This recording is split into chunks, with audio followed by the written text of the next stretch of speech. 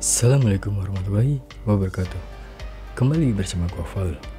Untuk kalian yang pertama kali nonton ke video ini, di sini gue menjelaskan tentang misteri dunia, mitologi dunia, dan semua perihal yang lagi viral. Di kesempatan kali ini, gue bakal menceritakan tentang sebuah rumah yang horor, di mana cerita ini menceritakan tentang seseorang yang diteror. Sebelum kita melanjutkan ke videonya, jangan lupa klik tombol subscribe, like, dan komen. Dan jangan lupa nyalakan lonceng notifikasinya agar kalian tidak ketinggalan video terbaru dari gua guys. Di sini aja.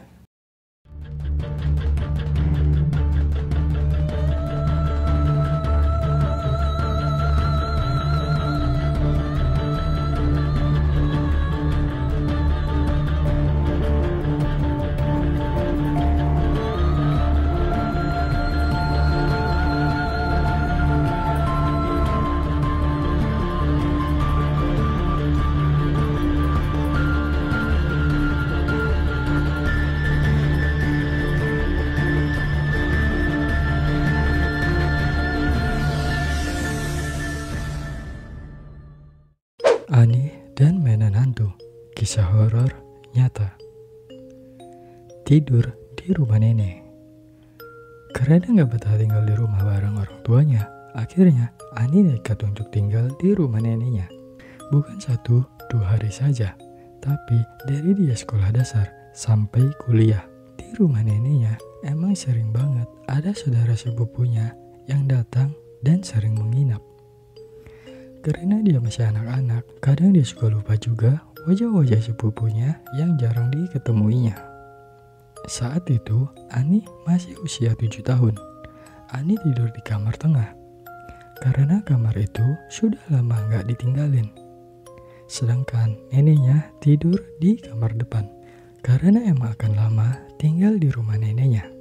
Orang tua Ani akhirnya memindahkan baju, sepatu, mainan, dan keperluan sehari-hari Ani ke rumah neneknya. Sang nenek juga tinggal sendirian karena sudah ditinggal wafat oleh kakek dan anak-anaknya yang sudah menikah semua. Malam itu, sekitar pukul 2 malam, Ani tiba-tiba terjaga dari tidurnya. Barulah matanya terbelalak, dia langsung terkaget. Di depan dia ada boneka beruang kesayangannya terbang, tepat di depan mukanya. Ani yang baru terjaga pun langsung terbangun karena kaget. Namun ternyata ada anak kecil yang memegangi boneka itu. Dari isyarat wajahnya, dia ingin mengajak Ani untuk bermain boneka beruangnya. Tapi karena Ani masih mengantuk, jadi Ani tidak menggubris ajakan anak kecil itu dan langsung tidur lagi. Ini sepupu yang mana sih? Ngajak main malam-malam lagi? Katanya membatin.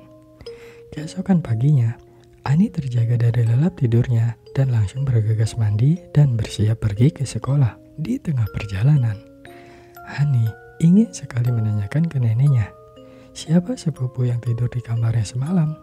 Tapi saat akan ditanyakan, lonceng masuk sekolah pun sudah berbunyi. Ani segera berpamitan ke neneknya. Lalu malam kedua pun datang. Lagi-lagi, Ani kembali dibangunkan dan dikejutkan dengan boneka beruangnya yang terlihat melayang. Namun, di belakang bonekanya ada gadis kecil yang seperti malam sebelumnya. Gadis kecil itu sangat manis, seperti orang Korea, berkulit putih tapi bermata belok, wajah sabi, usianya sekitar 5 tahun, dan senyum yang manis. Tapi anehnya, wajahnya tidak seperti wajah manusia pada umumnya. Wajah gadis kecil itu pucat pasi, tidak ada cahaya atau binar kemerahan di wajahnya. Mereka akhirnya main bersama hampir setiap malam. Namun, gadis kecil itu tidak pernah bicara sama sekali. Hanya Ani yang selalu mengajaknya bercerita.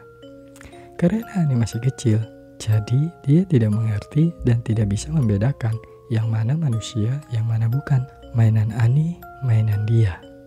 Hubungan Ani dan gadis kecil itu semakin akrab. Mereka sering sekali bermain boneka dan mainan Ani lainnya pada malam hari. Gadis kecil itu memang selalu muncul setiap pukul 2 malam dan menghilang ketika Ani sudah tertidur. Pukul 4 atau pukul 5 subuh. Pokoknya sebelum azan subuh berkumandang. Karena sering banget Ani bermain bersama gadis kecil itu. Dia sering kesiangan, bangun pagi, dan telat datang ke sekolah. Beruntungnya, Ani termasuk siswa yang cerdas dan berprestasi. Kendati sering telat datang ke sekolah, tapi nilai akademik Ani selalu memuaskan, bahkan membanggakan. Tapi para guru tidak tinggal diam begitu saja ketika Ani telat datang ke sekolah.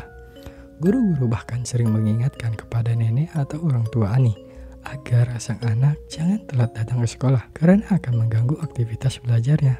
Ani juga sering tidur di kelas pada jam pelajaran pertama. Namun, karena nenek dan orang tuanya tidak menganggap itu suatu hal yang mengganggu, karena sang anak juga menunjukkan prestasi yang bagus. Jadi, mereka jarang menanyakan mengapa Ani selalu telat bangun pagi. Lanjut ke malam hari. Tidak hanya boneka beruang saja yang dimainkan oleh Ani dan gadis kecil itu. Semua mainan Ani, baik boneka, mainan masak-masakan, robot-robotan, dan lainnya pun juga dimainkannya. Ani kadang iseng menanyakan nama gadis kecil itu. Namun karena dia tidak bisa bicara sama sekali, jadi Ani tidak tahu siapa namanya. Ani hanya memanggilnya adik kecil, adik lucu, atau adik Jepang, karena mirip kartun Jepang yang sering ditontonnya. Saat itu, Ani masih beranggapan kalau gadis kecil itu adalah sepupunya, bukan makhluk astral. Hubungan pertemanan mereka terus berlanjut. Terkadang, neneknya sering bangun karena mendengar suara Ani dan datang ke kamar Ani. Ani, mengapa kamu belum tidur? Ini sudah malam loh. Ya Nek, ini masih asik main boneka sama adik kecil. Adik kecil? Ya udah, sekarang tidur ya. Nenek lalu menina bobokan Ani hingga terlelap, lalu membereskan mainannya ke tempat semula. Neneknya mengira adik kecil yang dimaksud Ani adalah mainan bonekanya yang berbentuk Barbie tersebut. Sebelum keluar kamar Ani, neneknya memastikan dulu bahwa memang benar Ani tidur sendirian di kamar tersebut. Rasa takut pun sempat menyergap pikiran nenek Ani. Namun, perasaan itu langsung ditepisnya. Nenek Ani pun langsung menutup pintu kamar Ani dan kembali lagi ke kamarnya. Ani baru tahu ternyata tahun demi tahun sudah dilewati Ani di rumah neneknya. Ani yang merasa punya teman semakin merasa nyaman tinggal berdua dengan neneknya. Namun, karena usia Ani sudah beranjak remaja, dari SD ke SMP. Jadi Ani semakin mengerti mana yang perbedaan manusia, mana yang bukan. Awalnya kehadiran gadis kecil itu jadi penghibur Ani. Namun karena Ani sudah remaja dan sudah tahu kalau gadis kecil itu bukanlah manusia, Ani lalu ketakutan sendiri. Ani merasa persahabatan mereka tidak wajar dan mengerikan. Ani juga tidak mau menceritakan semuanya ke nenek maupun orang tuanya. Takut nanti mereka akan membawa Ani kembali lagi tinggal di rumah orang tuanya. Namun, karena sudah keseringan melihat gadis kecil itu, tidak ada lagi perasaan takut di diri Ani. Yang Ani pikirkan adalah bagaimana cara agar gadis kecil ini tidak datang lagi di kamar Ani dan mengajak Ani bermain. Ani pun mengajak adik keduanya, Jaka, untuk tinggal di rumah neneknya juga, sekamar berdua. Jadi, dengan keberadaan adiknya, gadis kecil itu pun tidak mau menampakkan dirinya di kamar lagi. Benar saja, setelah adiknya tinggal di rumah neneknya dan tidur sekamar dengan Ani, gadis kecil itu tidak pernah lagi menampakkan diri. Jika Jaka kembali lagi ke rumah orang tuanya, hantu gadis kecil itu lagi-lagi menampakkan diri dan mengajak Ani bermain kembali. Namun, Ani berpura-pura tidak melihat keberadaannya. Mungkin karena sering dicuekin atau merasa Ani tidak bisa melihatnya lagi. Akhirnya, hantu gadis kecil itu langsung pergi, menghilang dan jarang menampakkan diri lagi. Terkadang saat bangun pagi, semua mainan Ani di kamar tidak lagi berada pada posisi semula. Seperti ada yang memainkannya dan tidak dikembalikan ke tempat semula. Ani tahu, pasti ini kerjaan gadis kecil itu. Gadis kecil itu sering muncul dari samping kasur Ani, tepat di dekat jendela kamarnya. Saat gadis kecil itu muncul, Dia selalu mengulurkan tangan agar Ani ikut bermain dengannya. Ani masih ingat sekali wajahnya. Sangat cantik untuk seusia dia. Selain tidak mau bicara, ternyata gadis kecil itu juga pemalu dan penakut.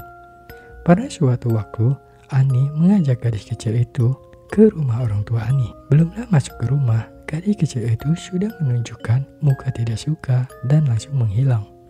Ternyata ada penunggu lain di rumah orang tua Ani, sehingga gadis kecil itu tak berani bertemu dengan sesamanya. Yang mengalaminya, neneknya, adiknya, orang tuanya yang ke rumah neneknya. Tidak pernah bertemu ataupun melihat penampakan gadis kecil itu. Ini diceritakan Ani saat dia sudah dewasa. Kasihan kamu gadis kecil. Ani tidak mau lagi bermain dengan gadis kecil itu. Dia bahkan menolak mentah-mentah saat gadis kecil itu hadir di depannya. Padahal gadis kecil itu tidak menyakiti atau menakut-nakuti Ani. Dia hanya ingin bermain saja dengan Ani, bermain boneka bersama teman-temannya.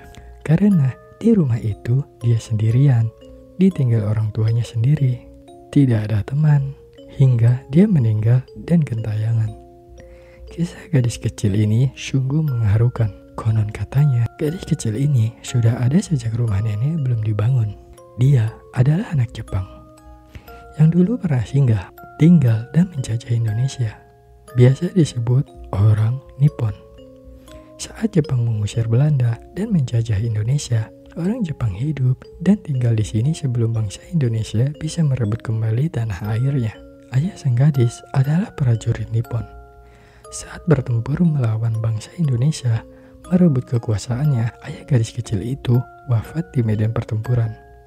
Karena ketakutan, sang ibu membawa kabur anak sematawayangnya ke hutan. Di sana, mereka berdua berlunta-lunta dan bertahan hidup dengan makan makanan seadanya di hutan. Lama-kelamaan, kondisi fisik mereka berdua pun melemah dan akhirnya meninggal dunia. Saat nyawanya meregang, gadis kecil itu menggenggam boneka beruang kecil kesayangannya. Seakan dia tidak ingin melepaskan mainannya tersebut. Seiring bergulirnya waktu, hutan tersebut kini sudah menjadi perkotaan. Banyak sudah pemukiman warga. Salah satunya pemukiman nenek Ani yang tepat didirikan di tempat gadis kecil itu meninggal. Kira-kira begini gadis kecil itu. Cantik, imut, mata belok, pipi cabai, namun pucat dan tersenyum simpul. Oh ya, untuk lokasi rumah nenek Ani ada di Kabupaten Banyuasin, Sumatera Selatan, Sumsel. Kalau dari kota Palembang, sekitar 1 jam ke kabupaten tersebut. Walking Sleep. Pada suatu waktu, gadis kecil itu kembali hadir di depan Ani. Saat Ani sudah duduk di bangku kuliah. Ani pun tidak merasa ketakutan. Bahkan, Ani menganggap gadis kecil itu sebagai temannya. Lalu, Ani memberikan gadis kecil itu boneka beruang kesayangannya. Kebalikan dari biasanya, di mana gadis kecil itu yang mengajak Ani bermain boneka. Melihat respon Ani seperti itu, gadis kecil tersebut langsung tersenyum simpul dan tiba-tiba pergi menghilang di balik tembok.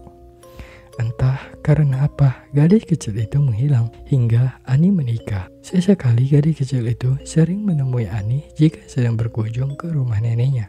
Kini, Ani tinggal dengan suaminya di Palembang.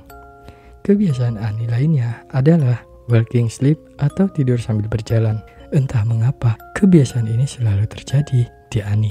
Memang tidak setiap hari, tapi dalam seminggu pasti Ani selalu mengalami walking sleep. Pada suatu waktu, Ani mengalami walking sleep. Dalam mimpinya, dia diajak bermain sama anak kecil, bukan gadis kecil itu. Lalu dia berjalan dalam tidur keluar kamarnya. Saat pintu kamarnya memang agak susah dibuka. Ani tanpa sadar langsung membuka paksa handle pintu. Dia menarik-narik handle pintu seperti orang kerasukan. Buka, buka, aku mau keluar.